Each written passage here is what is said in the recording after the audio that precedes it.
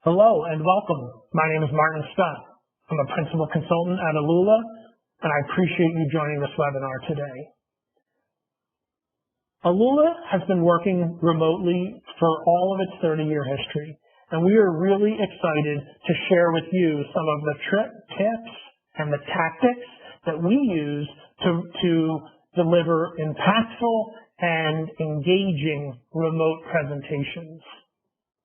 Since many firms have transitioned to a remote workforce, even temporarily, many colleagues have been finding themselves needing to facilitate a meeting or present content via a virtual platform in a way that they may not have been accustomed to prior to working remotely full-time. Now, this may change again as many companies will hopefully transition back to work as governments and companies make those decisions.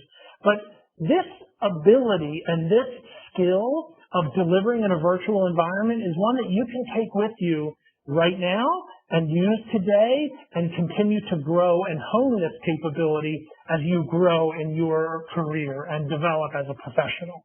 So we're excited to share these tips and tricks on how you can elevate your remote presentation capabilities.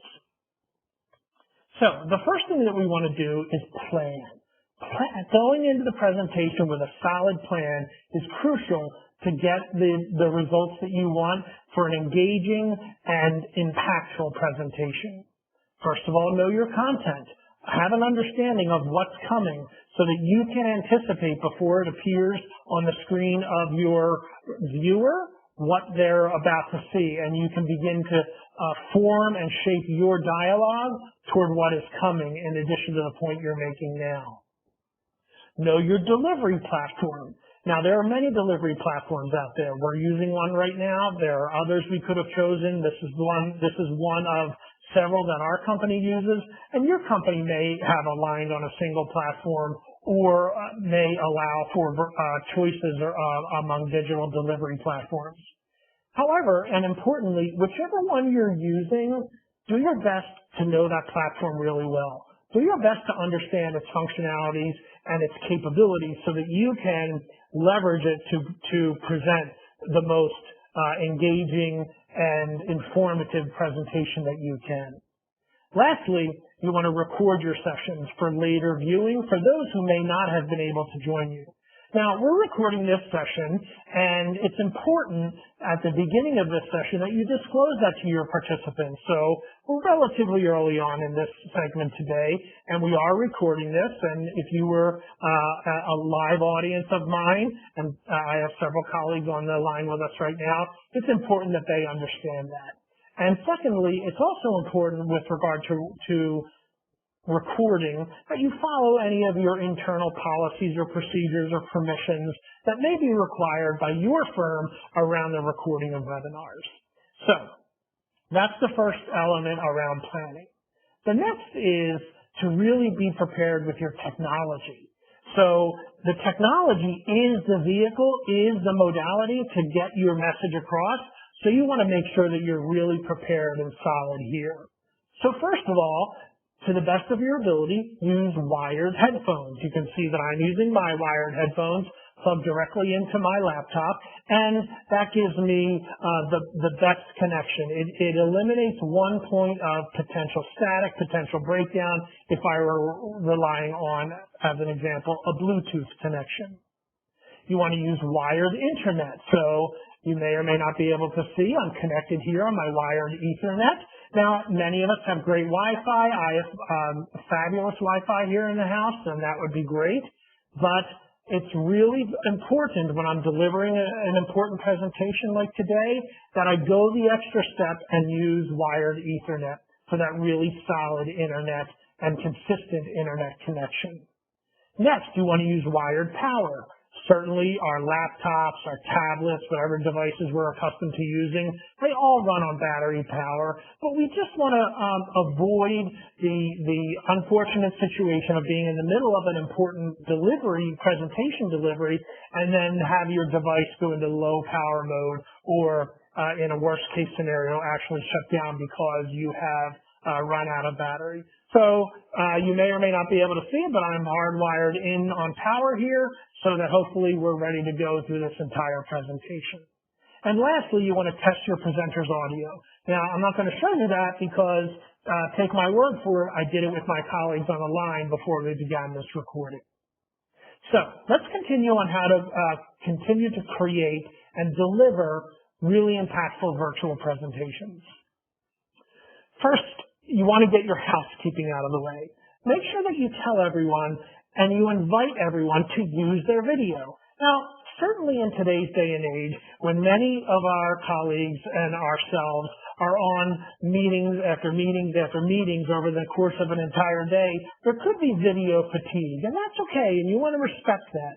But if you are engaging in a virtual presentation where you need to facilitate dialogue, you need engagement of your audience, then really invite them directly to turn their video on to raise the level of engagement and participation among your audience. Next, make sure that you remind everyone to mute your line. Again, many of the digital platforms will allow you, the facilitator, to control that and mute all. You'll want to know how to do that in case you have an unexpected or inadvertent someone who forgets to do that. It happens. So make sure that you know your platform's functionality for muting all or unmuting. And then lastly, you want to thank everyone and get into your content, just as we're going to do now. So when we get to presenting, you really want to, in a way that is authentic to you, you want to present with style and confidence. So what do we mean by that? And the first element of that is to know your audience. So in this instance, I'm talking to a very, very broad, almost undefined virtual audience. You may be a Lula client, and we thank you for your partnership and your trust in us. You may be a future Lula client, and we look forward to the day where we can partner with you and help you to solve great problems in the area of leadership, of performance, and of change or transformation. The areas that Alula shows real expertise in our behavioral science grounded methodology. So next, you want to adapt your style. You want to make sure that your style is not overly formal, or that your style is consistent with the culture and the climate of the organization to whom that you are in or to whom you are presenting. I've been on webinars that have been run, as an example, by the college counseling department for my daughter's high school. That's a different environment. Parents are a paying customer. College is a high-stress decision. It has a different vibe to it, a different feel to it. This is a business presentation that's going to go out to a wide audience, and I adapt my style accordingly, and hopefully in a way that works for you. Next is really be conversational, hopefully in the way that I'm demonstrating now by sharing that small anecdote as I did just a moment ago. And you want to speak very firmly and very confidently with strong posture, with good air support, all the ways that you're accustomed to presenting potentially in an in-person environment. Those same self-practices of breathing, of presenting with strong breath, they carry over to the digital environment as well. And then you want to use presenter features. So one of the ways that you can really improve your style is record yourself. Review the recording and go after and seek to learn and understand how you can improve your virtual presentation skills. You may discover that you have some visual aspects you need to change. Is it too bright behind you where you get drowned out by the backlighting? Is it that you want to pay attention to verbal fillers or to areas in your presentation that you need to be more precise or succinct on? These are areas that you may discover. And don't think that you have to change everything. Just pick one, maybe two areas that you focus on over the next 4, 6, 8, 10 virtual presentations that you are delivering or facilitating. And then work on those and seek feedback. Occasionally, you want to use sticky notes. They're my friend, and I invite them to be your friend as well.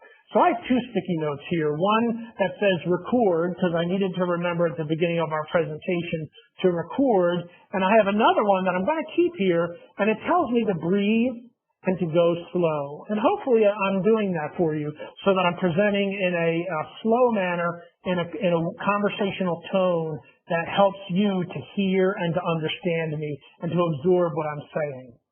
So present with style and confidence. Let's continue. The next thing you want to do is really think about and consider your actual presentation. So what you're seeing here is I'm trying to use more visuals where less is more. There's just one image you see here. It's been a constant image for our fourth point around presenting with style and confidence, and I'm just using occasional icons. And you'll notice that I'm not reading word for word from the slides, because that's really something that can be a disengaging behavior that has the result of disengaging your audience. So be careful of that one. Pay attention to that one. It's an easy one to do when you're just learning and you're at the front end of your learning curve of presenting in a virtual environment. And lastly, make sure that you offer the materials after the meeting. Now, the materials of this presentation will be available to you on the Alula website, which I will show to you in just a little bit when I talk about how to show and share other content. Now, when you're presenting and listening, there are several important tactics that you want to be sure that you're consistent with and that you're always caring for and bearing in mind and delivering upon. First is, your audience is your camera.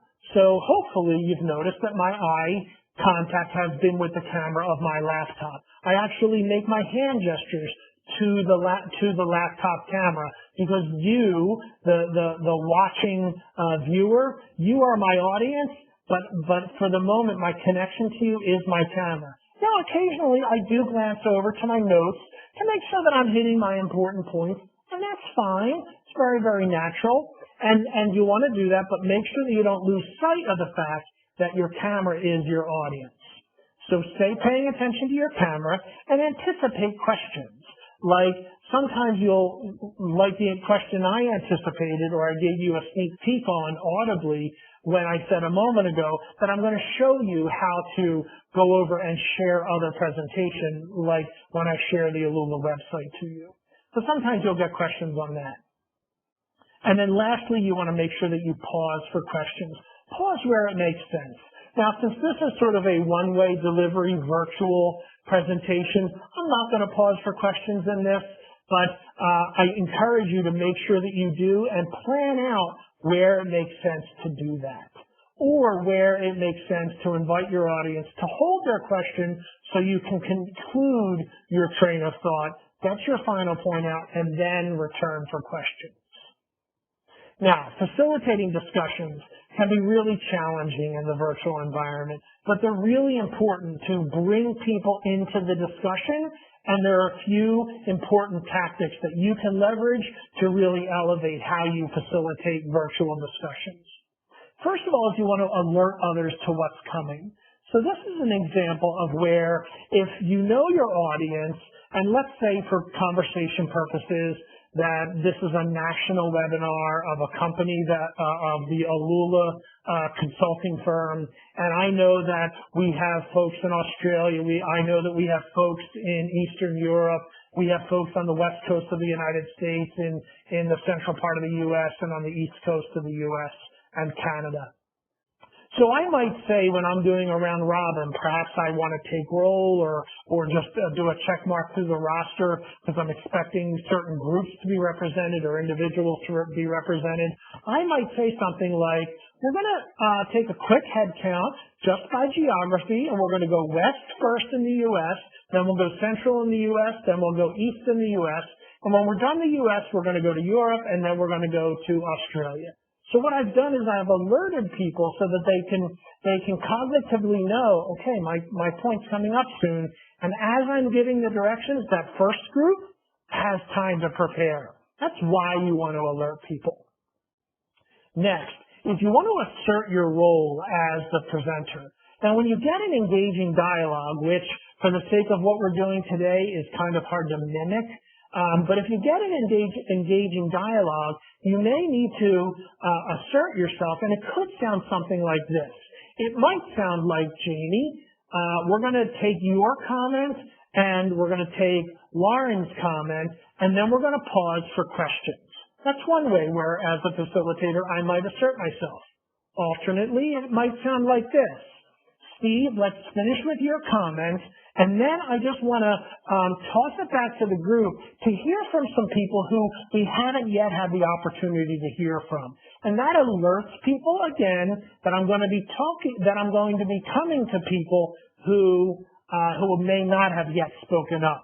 And I'm asserting my role as the facilitator. Now, over-speaking is something that naturally happens. It's okay, and you just want to manage it in the moment. And very frequently, the participants will manage it themselves.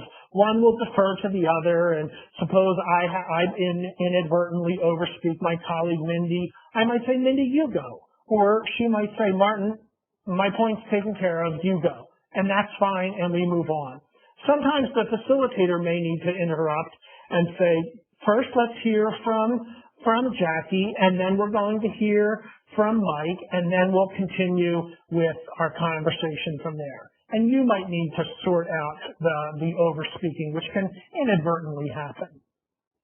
And make sure that when you are facilitating discussions, that you try to ask leading questions, something like, I appreciate that point, Steve. Who else would like to build on what Steve has said or add their point of view to that? So I, as the facilitator, I may have a point of view, and sometimes I might even say that. Steve, thank you for that input. I do have a point of view to share, but before I share mine, I want to toss it out to the group. Who would like to build on that or have a reaction or response to what Mary has shared? These are different ways that you can engage the verbal dialogue and the visual engagement of your participant group. I hope that makes sense for you. And lastly is keep the meeting on track. I know that I've been on this slide for quite a bit of time, so with that, I'm going to move on. Now, lastly, you want to conclude with a strong and clear closing. Before I get into a couple of the points on the closing, because I know my content and I know what's coming, that I have just a couple of slides left, but I wanted to make sure that I fulfilled my commitment to you and made sure that I was both presenting and listening. Now that's going to come up very, very soon, so I'm going to do that for you in just a moment. You want to alert participants that you're nearing a wrap-up, and you want to clearly state when the meeting is concluded so that it doesn't inadvertently fizzle out. And before we get into the key takeaways, I want to show you how we can share content. So at the moment, I'm sharing my PowerPoint presentation, but suppose I wanted to share the website. So you'll see that my PowerPoint went away, and I'm still going to share my screen, but I'm just going to close my presentation. And I'm going to come back to sharing my web page. Now, what you're looking at here is the ALULA homepage on the World Wide Web, and I want to draw your attention to the Insights area, where you'll see both our blog and some resources. And the blog and the resources is where you will find this webinar posted in a little while, in a few days. But right now, you'll see some great information here on post-pandemic reentry, some blind spots that leaders might want to consider. There's another great article here on how leaders can support mental health in the workplace. And this is where you'll find our recording of today's webinar. But also what I'm showing you is how you share other content while you're still presenting in a webinar. So since I'm sharing my desktop, and I already know that because I know my digital platform, I'm just going to come back to my presentation mode. I'm going to go to this screen to make sure that I don't miss it. And I got that one, and I got facilitating discussions, and we were right here at concluding with a strong, clear closing. So now that I've showed you those things, I wanted to make sure I didn't forget. Our meeting is going to end very shortly after I show you these few key takeaways that are auto-populating on the screen. All of us have the opportunity to build both our personal and professional brands, as well as deliver excellence for our internal and external customers or clients. And at Alula, we want to deliver great experience and support for our customers who want to partner in the areas of performance or leadership or change or transformation or other areas that they may want partnership to optimize their business. And we can be a great partner for that. The purpose of our brief time in this recorded webinar was to show you some important areas that you can elevate how you deliver virtual presentations during this time, both when we are working remotely, many of us, or when we return to the office very soon. So in summary, plan well, perform your tech prep, make sure everyone uses their video and that you remind everyone to mute, present with style and confidence in a way that's authentic and conversational. Use your camera as your audience, as your vehicle to engage your audience. Ask questions and listen. Facilitate discussions and engage people if they might be a little quiet by being an assertive facilitator, and conclude with a strong, clear closing, which is what I do now, showing my final slide and thanking you for joining Alula and thanking you for joining me, Martin Scott, for this webinar in how to elevate and strengthen your capabilities in delivering an outstanding and engaging virtual delivery. Have a great day, everyone.